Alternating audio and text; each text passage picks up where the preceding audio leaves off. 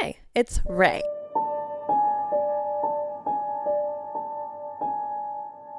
It's another recap. Welcome back to Film Radar. These slashers and demons seem to keep coming back to terrorize these helpless victims. But what are these imbeciles doing so wrong that it ends so terrible for their fates? I think it'd be hilarious to discuss. Also, you can request other videos down below in the comments, as Gabe did. Thanks, Gabe. I think everyone has heard of the dream demon in the striped sweater. Perhaps you've even had a dream about him. He torments both kids and adults alike in their dreams, slipping them away deep into his world where he has the power, and he frightens them to death.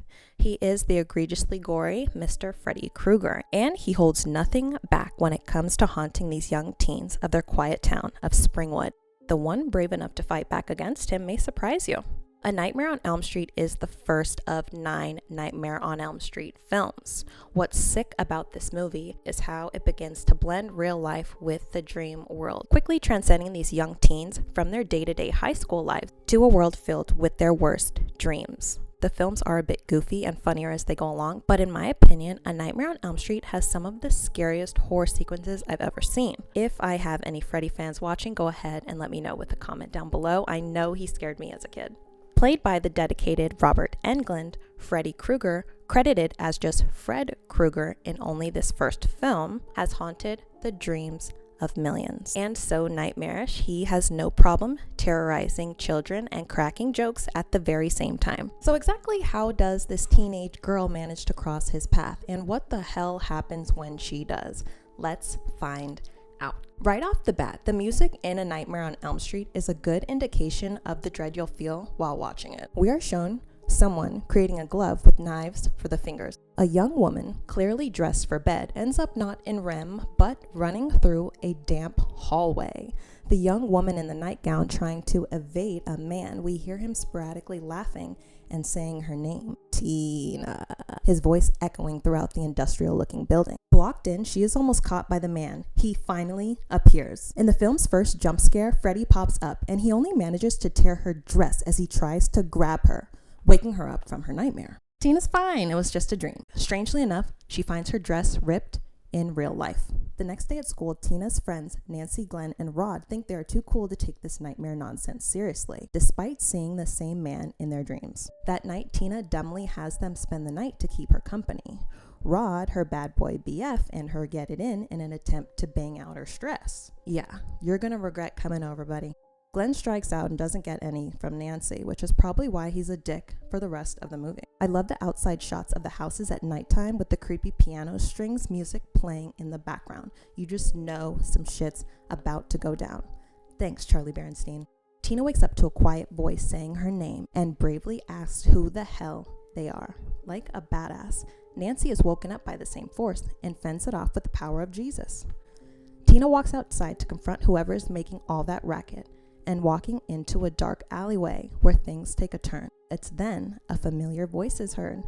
Tina. Tina saying shit as she recognizes who it is.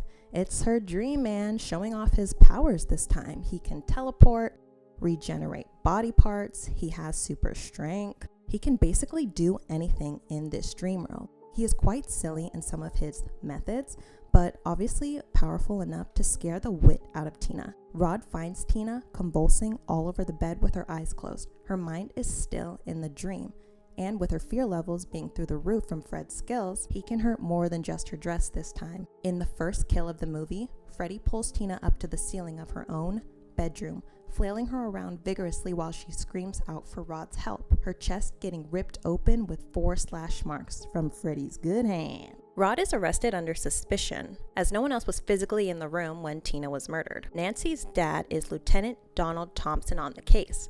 He and her mom, Marge, no longer get along, and they don't care too much that their daughter's best friend was just murdered, like brutally. They pretty much suck because Donald uses Nancy as bait to catch Rod, and the morning after the murder, Marge is slinging back some vodka for breakfast and then asking her daughter if she got any sleep.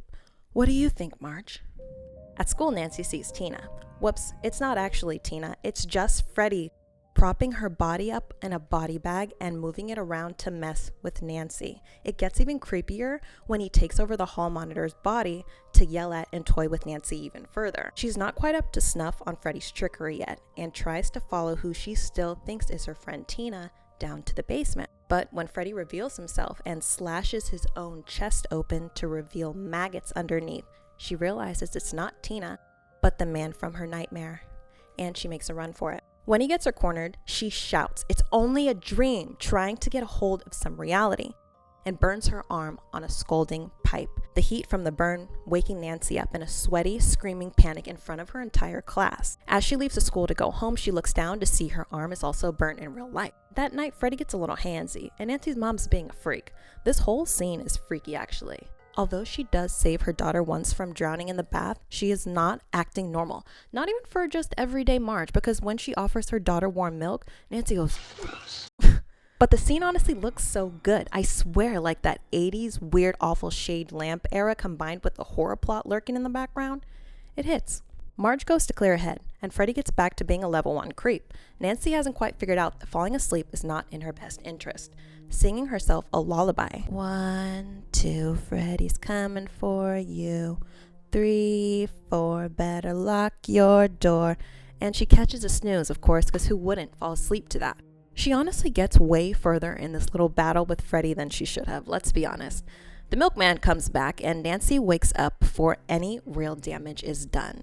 In a smart move, she remembers her stay-awake pills. Glenn comes over, sneaking through the window like someone I know. Nancy gets a slick idea to have Glenn watch her sleep and wake her up. She must have forgotten the blue lagoon that Freddy turned her bathtub into earlier. Freddy can make you see and hear what he wants if you go to sleep. Her calls to Glenn going unanswered as Freddy attacks this time. Nancy is unable to forcefully wake herself up from the dream either. It's the alarm she sets that wakes both her and useless Glenn awake. But it wasn't all a waste. Again, Nancy takes note of something coming out to real life from the dream, a feather from the pillow Freddy ripped open, floating in her bedroom. She and Glenn try to go to the police. Also useless. Freddy attacking again, very sneakily, making the sheet on Rod's bed wrap itself up and around his neck, hanging him from the top of his cell. This obviously making it look like Rod killed his girlfriend, Tina, and then himself after he got arrested. Nancy is now a mess as she knows who is doing all this. Marge and Tom give her a worried look and immediately shut her down as she mentions the man in the striped sweater with knives for fingers. So Marge takes her to like a science place where they make her sleep. Apparently, Nancy barely waking up from her nightmare this time with a streak of white hair and an ugly slice on her arm from Freddy. He is getting stronger and coming after her just like he did Tina. But she also finds his dirty brown hat in her hands, fully realizing she can bring things from her dream to the real world and comes up with a plan. Back at home, her mom not only wants her to go to sleep, but she obviously also is hiding information about Freddy from Nancy. This pisses her off and she breaks Marge's bottle. Nancy gets home later to find her mother added bars to the windows for extra security. Marge uses this time to tell Nancy the truth about Fred Krueger. After bringing Nancy down to the basement, Marge tells her he was a child murderer in the neighborhood, killing at least 20 kids. However, he was let go due to someone signing the search warrant in the wrong place. Marge continues that the adults of the neighborhood then went after Freddy themselves, tracking him down to an old warehouse and trapping him inside. They gassed it up, lighting the whole thing on fire, burning him to death, believing Freddy is actually dead due to having his creepy glove. Nancy knows what she must do and is so dedicated at this point. She's been staying awake with non-stop pots of coffee. But that's starting not to matter as Freddy's powers are growing stronger and stronger, blowing her home phone up after it's been yanked out the wall and giving her some tongue. Yuck! She for some reason calls Glenn again, this time to enact her plan to kill Freddy, and warns him, don't fall asleep, as she needs him to wake her up so she can pull Freddy out of the dream world and into the real world where she can finally kill him once and for all. He falls asleep scene, but Nancy's got business to handle and calls the next best thing to execute her plan. She gets her house all set up for the final showdown, sounding pretty confident, telling her father it'll be about 20 minutes before she needs him to come up and wake her up. She has a nice talk with her mom in between her cuddling some vodka and sets her alarms like a smart final girl. Braver than me as well, because she's crazy for this. Armed with a prayer, she heads off to Freddy's court to play. Heading downstairs to the basement, the knife glove is missing. And then there is a door that leads her to that creepy ass boiler room. But Freddy is more than ready to go, and so is Nancy. When her alarms go off, this broad jumps on him in the first chance she gets to take him back to the real world. Her safety alarms meaning nothing to him. They both do the most up and through that dream house, but Freddy didn't expect to be tripped up along all the traps Nancy set, that's for sure. Nancy goes to level 10 on his ass and gasses him up, setting Freddy aflame. The cops across the street taking notice. Freddy then one-ups Nancy, escaping from the basement and heading upstairs after her mother. Getting on top of her, he sets Marge aflame, turns her into a molding, rotting corpse, and takes her back down with him. But is that the end of it? Nancy sends Pops downstairs and says her final goodbyes to Freddy, standing up to him once and for all, and he can't get to her anymore. Nancy happily walks out of the dark room and into a bright new day. We see her stepping out of her blue front door and onto her porch. Even Mom made it. In fact, everybody's still alive. The red convertible pulls up to swoop Nancy as normal. Yeah, right, this is Freddy's court still. Nancy being driven away screaming, and Freddy's whip and mannequin moms is Freddy's for the taking. Did Freddy get beat by a girl? No. But this was a good first battle to start the series. Nancy should have definitely taken Tina's warning more serious in the beginning. They both depended on these useless boys, and their moms honestly both sucked. It's like they both had every reason to be meek and weak little girls, yet they didn't go down without a fight.